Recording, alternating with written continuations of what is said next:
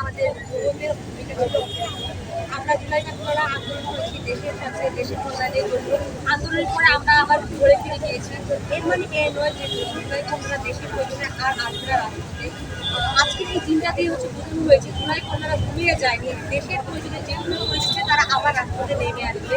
আর যদি বলতে চাই যে আজকের দিনটা কেন এত স্মরণীয়, আমরা জানি গত বছর ঠিক এই দিনে আমাদের রাতের বেলায় যখন আমাদেরকে রাজাকার বলা হয়, আমাদের বোনেরা রাজপথে নেমে আসে, তখন খুব গভীর রাত ছিল, আমাদের আন্দোলন প্রায় থমকে যাওয়ার অবস্থা। সেই পরিবেশে আমাদের এই যে বোনেরা যে সাহসটা দেখিয়েছে রাজপথে বের হয়ে, এটা আমাদের আন্দোলনকে একটা অন্যরকম স্পিরিট দিয়েছে যে আমাদের মেয়েরাও পাশে আছে।